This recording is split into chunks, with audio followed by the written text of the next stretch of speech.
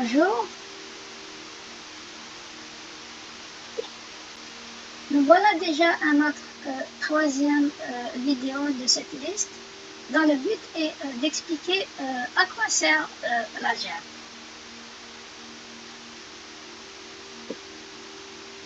La dernière fois, je vous ai laissé avec un petit devoir, entre guillemets, expliquer pourquoi x plus x égale 2x. Oui, c'est très simple, c'est intuitif, presque tous les élèves savent le faire. C'est un exemple très très facile, mais c'est là qu'il faut comprendre les choses très faciles pour mieux affronter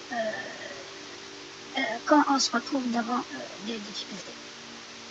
Donc, on avait dit qu'il y avait deux façons d'expliquer cela. La première façon n'est pas algébrique. La deuxième façon, elle est un peu plus algébrique. Mais c'est très simple. Donc, on va voir la première façon. Vous savez que quand on a défini la somme d'argent dans chacune des deux poches par la lettre X, c'est-à-dire qu'on a généralisé. Ça veut dire que chacun de vous peut aller appliquer cette formule-là pour trouver la somme d'argent dans sa poche sans nécessairement aller faire tout ce raisonnement-là. Donc, le raisonnement qu'on a fait, on le fait une seule fois pour toutes et par la suite, on peut l'appliquer pour chacun d'entre vous. Par exemple, si quelqu'un a 5 $ dans sa poche de droite, alors nécessairement, il va avoir 5 dans la poche de gauche. Pourquoi? Parce que c'est la même variable. Donc, 5 plus 5 va me donner 2 fois 5 qui est égal à 10. Donc, on voit que ça marche bien. Par contre, si l'élève qui se disait que pour lui, x plus x égale x au carré, alors est-ce que 5 plus 5 égale 5 au carré? Mais non, 5 au carré, c'est 25. 5 au carré, c'est 5 fois 5, c'est 25. C'est pas égal à 10. Donc, on voit que ça ne marche pas juste en faisant un remplacement numérique. Donc, sachez que quand on a une règle comme ça, on peut aller remplacer n'importe quelle valeur ici numérique et ça doit marcher. Pourquoi? Parce qu'on a généralisé. Maintenant, la deuxième explication, c'est un petit peu algébrique. Sachez que quand on écrit comme ça x, c'est comme si on mettait un x ici comme coefficient. On appelle coefficient le nombre de x, enfin le nombre qui est juste avant la variable.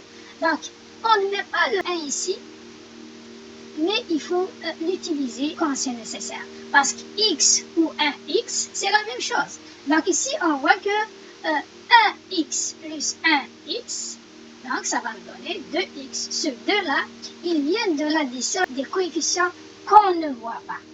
Okay? Donc, si ici on avait par exemple 2x plus 3x, alors ça donne 5x. Vous voyez, c'est très simple. Si on comprend bien, c'est très simple. Il suffit juste de travailler sur les coefficients. La variable ici, justement, la variable, elle peut être x, elle peut être y, elle peut être a, b, c, elle peut être n'importe quoi. Le problème va rester toujours le même. Donc, c'est les deux petites justifications. Pourquoi x plus x égale 2x et non x au carré? Justement, au début de l'algèbre, plusieurs élèves se trompent en se disant x plus x égale x au carré. Peut-être en revenir dans une vidéo pourquoi l'élève se trompe. Pourquoi l'élève se dit x plus x égale x au carré. Mais ce n'est pas le but de cette liste de vidéos-là.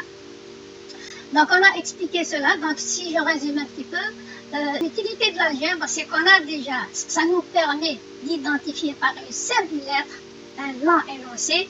La deuxième chose, c'est qu'on a pu travailler juste sur ces lettres-là au lieu d'utiliser les énoncés dans le texte qui ne vont pas être commodes à utiliser dans l'algèbre. Au lieu de dire x plus x, on va dire somme d'argent dans ta poche de droite plus somme d'argent dans ta poche de gauche égale somme d'argent que tu possèdes. Est-ce qu'on va à chaque fois faire cela? Et vous savez, les expressions algébriques, ça peut être plus compliqué. Donc, c'est pour ça qu'on passe de cette écriture en phrase, selon le contexte, on passe à l'écriture algébrique et là, on va pouvoir travailler aisément. Donc, je vous laisse sur ces petites explications, ces petites justifications de l'utilisation de l'algèbre. La prochaine fois, on va varier un petit peu pour voir d'autres expressions algébriques selon notre contexte. Donc, à la prochaine fois. Merci.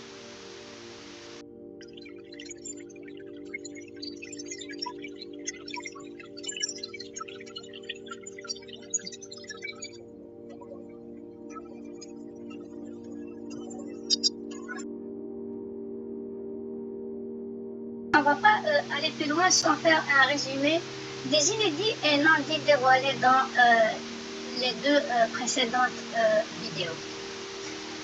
Notre résumé va se faire sous forme de texte comme vous voyez. Cela va changer notre compréhension des notions. La première remarque concerne la définition d'une expression algébrique. En fait, une expression algébrique est définie par ce qu'elle représente et non pas par les variables qui sont utilisées.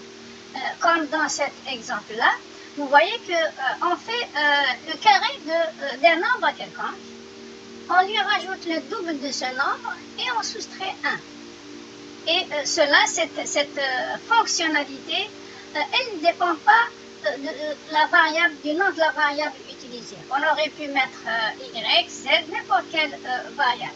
Cette notion est vraiment importante. La deuxième petite notion qu'on a déjà vue plusieurs fois, ça concerne les coefficients des variables. En fait, quand on n'a pas de coefficient, c'est qu'il faut utiliser le 1. On dit qu'il est implicite.